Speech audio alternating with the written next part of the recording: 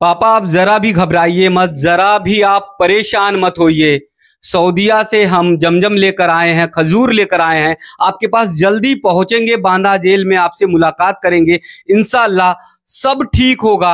आप तनिक भी परेशान मत होइए, आप तनिक भी घबराइए मत, हिम्मत बांधिए और रोज हमसे बात कर लिया करिए, क्योंकि जब आप बात कर लेते हैं तो हमारी हिम्मत बढ़ जाती है, हमारा हौसला बढ़ जाता है।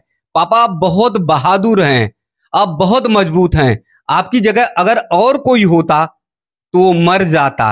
ये कहना है मुख्तार अंसारी के बेटे उमर अंसारी का। एक बारगी अगर देखा जाए पिता और पुत्र के बीच में जो भावनात्मक बातें हैं तो उससे मन जरूर सभी का भावुक हो जाएगा।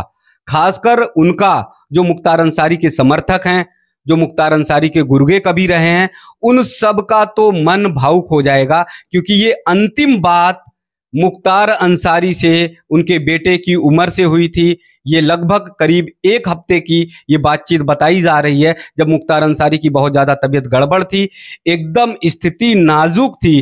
तब जो है उन्होंने अपने बेटे उमर से बात की थी और उमर ने ये सारी भावनात्मक बातें अपने पिता से टेलीफोन पर कही थी।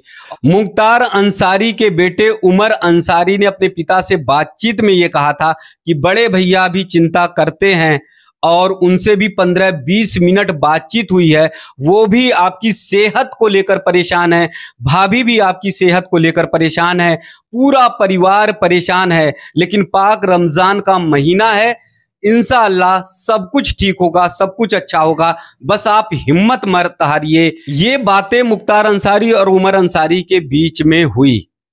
फिर दोबारा वही बात कि अगर एक पिता और पुत्र के बीच में ये बातें हैं तो स्वाभाविक रूप में कोई भी भावुक हो जाएगा, किसी की भी आंखों में आंसू आ जाएंगे। लेकिन अगर दूसरी तरफ देखा जाए, दूसरा अगर इसका नजरिया देखा जाए, दूसरी तरफ पहलू देखा जाए कि एक तरफ जहां बाप और बेटे भावुक हो रहे हैं, यानी मुख्तार अंसारी जेल में है और उसका बेटा उमर अंसारी वो अपने पिता से बातचीत करते हुए भावुक हो रहा है, रो रहा है, उसके जो मन में जो उद्गार हैं वो सारा कुछ व्यक्त कर रहा है, अपने पिता के हौसले को बढ़ाने की कोशिश कर रहा है। अगर दूसरी तरफ यही देखा जाए, दूसरा पहलू देखा जाए, जब कृष्णानंद राय की हत्या हुई थी और 500 राउंड गोलियां चली थी, 500 राउंड फायरिंग चली थी और उसमें कृष्णानंद राय का जब पोस्टमार्टम किया था तो 60 से अधिक गोलियां उनके शरीर में मिली थी। तो आप समझिए कि कृष्णानंद राय के बेटे पीयूष पर क्या बीती होगी, उस समय पीयूष की क्या स्थिति रही होगी। मुख्तार अंसारी तो जेल में था, बीमार था, लेकिन जब एक पिता पर 500 राउंड गोलियां चलाई जाएं, 60 से अधिक गोलियां उसके शरीर में अगर मिलती हैं तो उसके बेटे की क्या स्थिति हो सकती है, इसे आप सोचना चाहिए। जब अपराध की दुनिया में मुख्तार अंसारी ने कदम रखा तो उसके सामने जो भी आता था उसे मिटा देता था, उसकी जिंदगी बर्बाद कर देता था, उसे मौत के घाट उतार देता था। एक बेटे और पुत्र की बात पर तमाम लोग सोशल मीडिया पर तमाम बातें लिख रहे हैं और कह रहे हैं कि रमजान के पाक महीने में मुख्तार अंसारी मौत की नींद सो गया, बेटे को मिलने तक नहीं दिया जा रहा था। सोशल मीडिया पर तमाम कमेंट्स आ रहे हैं, लेकिन उन लोगों से पूछिए जिनके सिर से पिता का साया चला गया, यानी मुख्तार अंसारी ने लगातार हत्याएं करवाई, लगातार मर्डर कराया, जो भी उसके रास्ते में आता गया वर्चस्व की लड़ाई में वो उसे खत्म करता गया। यानी कृष्णानंद राय जब विधायक बने 2002 में और मुख्तार अंसारी से जब मामला बढ़ने लगा और मुख्तार अंसारी बदले की भावना को लेकर कृष्णानंद राय को मारने के लिए पूरा प्लान बनाता गया, तो इस बीच में भी 15 लोगों की हत्याएं हो गई। यानी लगातार जो भी आता था मुख्तार अंसारी सबको समाप्त कर दिया करता था, उसके गुर्गे समाप्त कर देते थे, मार देते थे। इसी बात से आप समझ सकते हैं कि 500 राउंड गोलियां कृष्णानंद राय पर चलाई गई थी दिन दहाड़े। उत्तर प्रदेश ही नहीं, देश का सबसे बड़ा ये गैंग वार था और जिसमें एक तरफा मुख्तार अंसारी के जो गुर्गे थे उन्होंने गोलियां चलाई थी। मुख्तार अंसारी का ऐसा दहशत था, ऐसा डर था, ऐसा भय था कि कोई गवाही तक देने नहीं आता था। सामने अगर गवाही देने के लिए कोई तैयार भी होता था, मार दिया जाता था। उस समय हत्याकांड में कृष्णानंद राय के साथ 7 लोग मौत की नींद सो गए थे और पूरे देश भर में हलचल पैदा हो गई थी।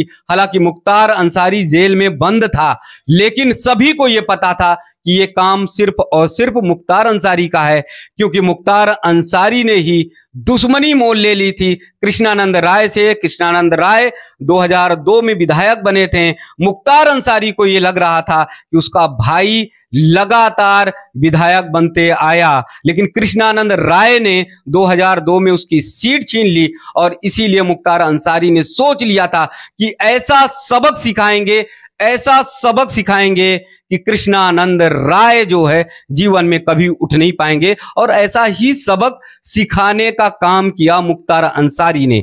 लेकिन एक तरफ पिता और पुत्र की बात, यानी मुख्तार अंसारी और उमर अंसारी के बीच की जो बात हो रही है और सोशल मीडिया पर जो बातचीत का सिलसिला चल रहा है, उसमें लोग भावुक हो रहे हैं। जैसे उमर अंसारी बार बार ये कह रहा कि आप तनिक भी घबराइए मत, जमजम लेकर आएंगे, सऊदीया से लेकर हम लोग आए हैं, खजूर आपके पास लेकर आएंगे और बांदा जेल में मिलेंगे। इस बात पर तो भावुक हो सकते हैं, लेकिन उन लोगों का क्या कसूर था जिन बेकसूरों को मौत की नींद मुख्तार अंसारी सुलाता जा रहा था?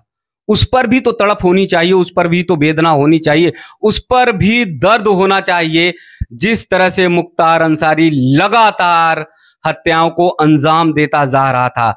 खुद कृष्णानंद राय के बेटे ने खुद अपने पिता के शरीर में जब गोलियां गिनना शुरू की थी तो 60 से अधिक गोलियां थी, यानी कृष्णानंद राय का पूरा शरीर छलनी हो गया था।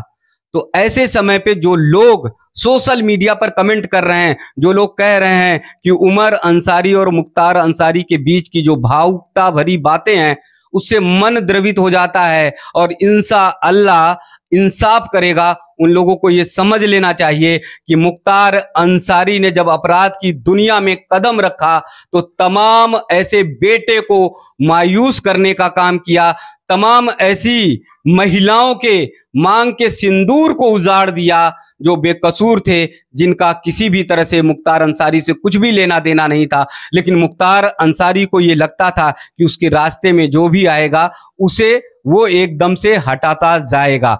वो तो कानून व्यवस्था बदली, परिवर्तन आया, बदलाव आया, और 2017 में जब उत्तर प्रदेश की कमान मुख्यमंत्री योगी आदित्यनाथ ने संभाली, तब लोगों में हिम्मत बढ़ी, तब लोगों में साहस बढ़ा और तमाम ऐसे गवाह थे जो सामने आए, तमाम ऐसे लोग थे जो मुख्तार अंसारी से डरते थे, भयभीत थे, घबराते थे, कभी साहस नहीं कर पाते थे गवाही देने की। उन सब में हिम्मत बढ़ी और फिर एक दिन इंसाफ होना तय था निश्चित तौर पर, और वही इंसाफ हुआ। हालांकि बांदा जेल में हृदय गति रुकने से, यानी दिल का दौरा पड़ने से मुख्तार अंसारी की मौत हुई, लेकिन सभी ये कह रहे हैं, यानी कृष्णानंद राय के बेटे और उनकी पत्नी भी कह रहे हैं कि अब जाकर इंसाफ मिला है।